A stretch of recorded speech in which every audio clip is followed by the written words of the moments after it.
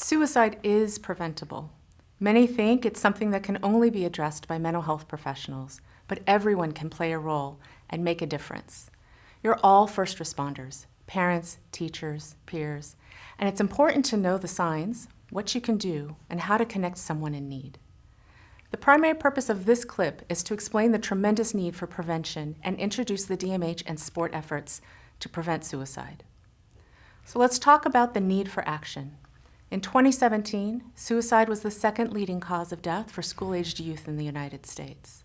Since 1999, the suicide rate has tripled for middle school, doubled for high school students, and each year in the U.S., there are an average of over 5,200 attempts by young people grades 7 to 12.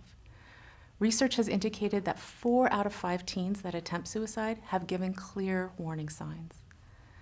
At-risk groups include diverse populations such as those exposed to suicide, otherwise known as the contagion effect, those struggling with mental illness and substance abuse, LGBTQ students, those with disabilities, and those who are exposed to trauma or are bullied. So what can we do? We invest in prevention. Despite these harrowing facts, suicide is preventable by reducing risk factors and increasing those protective factors. Suicide is a complex issue, and there's no single explanation as to why a person dies by suicide. But we do know that a vast majority of people who die by suicide struggle with mental health challenges or trauma, such as depression, substance abuse, or bullying. The ability to connect individuals with resources to manage these challenges provides children and young adults with the opportunity to be engaged and get the help they need.